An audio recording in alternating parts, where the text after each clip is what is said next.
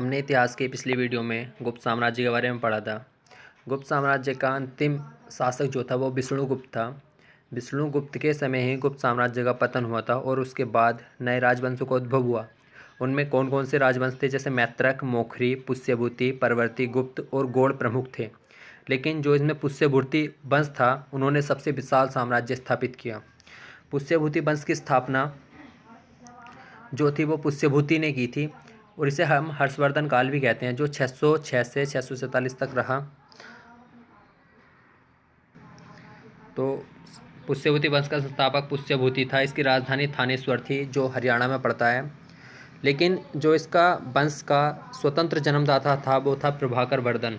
प्रभाकर वर्धन जो था वो पुष्यभूति वर्धन का एक स्वतंत्र जन्मदाता था। तो पुष्यभूति वर्धन जो वंश था उसका स्वतंत्र जन्मदाता जो था वो प्रभाकर वर्धन था। उसने उपाधि ली थी परम भट्टार्क और महाराजाधिराज की। ये दो उपाधि ली थी किसने? प्रभाकर वर्धन ने। इनकी पत्नी का नाम यशोमती था और इनके दो पुत्र राज्यवर्धन, हर्षवर्धन और एक पुत्री थी राजश्री।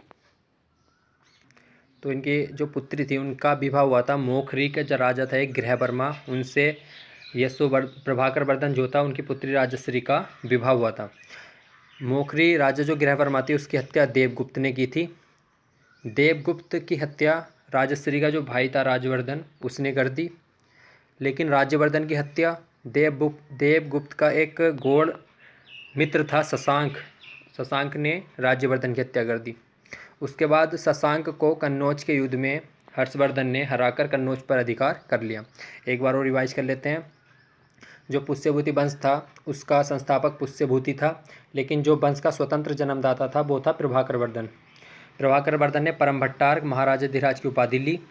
इनकी पत्नी थी यशोमती, दो पुत्र राज्यवर्धन, हर्षवर्धन थे और एक पुत्री थी राजश्री। उनकी पुत्री का विवाह मौखरी राजा गृहवर्मा से हुआ और उसकी हत्या देवगुप्त ने कर दी। देवगुप्त की हत्या राज्यवर्धन ने कर दी। राज्यवर्धन की हत्या जो शशांक ने, जो देवगुप्त का गौड़ मित्र था, उसने कर दी। फिर हर्षवर्धन ने शशांक को कन्नौज के युद्ध में हराकर कन्नौज पर अधिकार कर लिया। इस शशांक ने बोधि वृक्ष को भी कटवा दिया था। अब बात करते हैं हम हर्षवर्धन की। हर्षवर्धन 16 वर्ष की अवस्था में थानेश्वर मतलब गद्दी पर बैठा और उसने उपाधि ली शिलादित्य की। शशांक को पराजित करके कन्नौज पर हर्षवर्धन ने अधिकार कर लिया। लेकिन हर्ष और पुलकेशिन द्वितीय के बीच में नर्मदा नदी के तट पर युद्ध हुआ जिसमें हर्ष की पराजय हुई। बहुत इंपॉर्टेंट है कि हर्ष को किसने पराजित किया था? तो पुलकेशिन द्वितीय ने। कहाँ पे किया था? नर्मदा नदी के तट पर। एक बहुत इंपॉर्टेंट क्वेश्चन ये भी है कि हर्षवर्धन के समय चीनी यात्री हुएनसांग भारत आया था। बहुत ही ज़्यादा इंपॉर्टेंट है। यह जो था हर्षवर्धन के समय भारत आया था और इसका एक वृत्तांत है जिसमें 138 देशों का इसका भ्रमण मिलता है। उसे हम CU के नाम से जानते हैं। हुएनसांग लगभग 15 वर्षों तक भारत में रहा। 629 ईस्वी में यह चीन से भारत आया था और 645 ईस्वी में यह भारत से गया।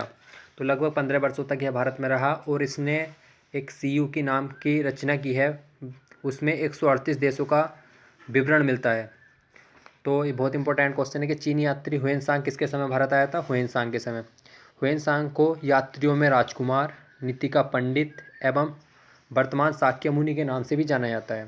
यह नालंदा में पढ़ने व बौद्ध ग्रंथ संग्रह करने आया था। मतलब नालंदा जो विश्वविद्यालय था उसमें यह पढ़ने और बौद्ध गृह संग्रह मतलब बौद्ध ग्रंथ जो थे उन्हें इकट्ठा करने के लिए आया था। 641 ईस्वी में अपने दूत चीन भेजे थे हर्षवर्धन ने। 643 व 45 में 2 चीनी यात्री भारत आए थे।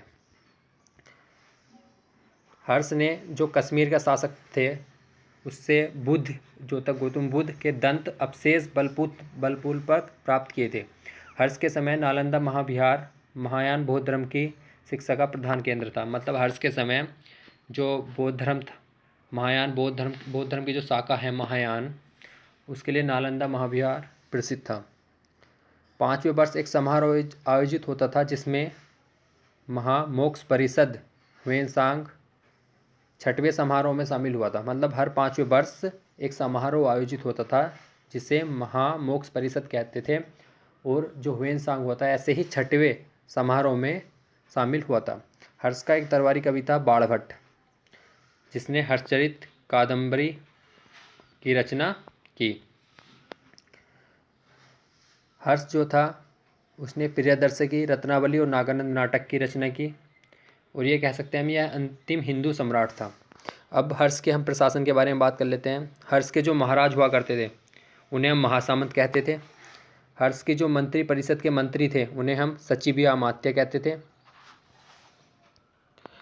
अब हम बात करते हैं हर्ष के समय जो प्रांत हुआ करते थे, प्रांत उसे हम कहते थे भुक्ति। भुक्ति का शासक क्या होता था? राजस्थानीय, उपरिक या राष्ट्रिक। जो हर्ष के समय प्रांत होते थे हम उन्हें भुक्ति भी कहते थे, और उनके जो शासक थे राजस्थानीय, उपरिक या राष्ट्रीय कहलाते थे। भुक्ति का विभाजन होता था जिला या विषय में, मतलब भुक्ति जो प्रांत होते थे वे बटे हुए होते थे जिला या विषय। उनके शासक को हम कहते थे विषयपति। उनके शासक को हम विषयपति कहते थे। जिला या विषय बटे हुए होते थे तहसील में।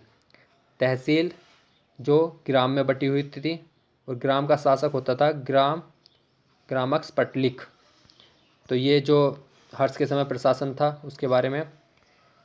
जो पुलिसकर्मी होते थे उन्हें चाट या भाट कहा जाता था। और मथुरा जो थी सूती वस्त्रों के निर्माण के लिए उस समय प्रसिद्ध थी। बहुत इंपॉर्टेंट क्वेश्चन है ये भी। तो ये था हर्षवर्धन काल। अब एनिसेंट हिस्ट्री में दक्षिण भारत के राज्य हैं, उनके बारे में हम अगली वीडियो में देखेंगे। तो बस यही टॉपिक बचा है एनिसेंट हिस्ट्री में। उसके बाद मिडिवल हिस्ट्री, फिर मॉडर्न हिस्ट्री, सारी वीडियोस अपलोड की जाएंगी। तो ये था हर्षवर्धन काल, यहाँ समाप्त हो गया। उसके बाद हम दक्कन में चालुक्य राष्ट्रकूट वंश के बारे में, दक्षिण भारत में चेर, चोल, पांड्य, पल्लव के बारे में पढ़ेंगे। और मध्यकालीन भारत में हम मुस्लिम आक्रमण के बारे में पढ़ेंगे। इससे पहले की वीडियो सिंधु घाटी सभ्यता, वैदिक सभ्यता, प्राचीन भारत का इतिहास, महाजनपद काल, मगध साम्राज्य, मौर्य साम्राज्य, मौर्योत्तर काल, गुप्त साम्राज्य, ये सारी वीडियोज़ एक प्लेलिस्ट में हमने बना कर डाल रखी है।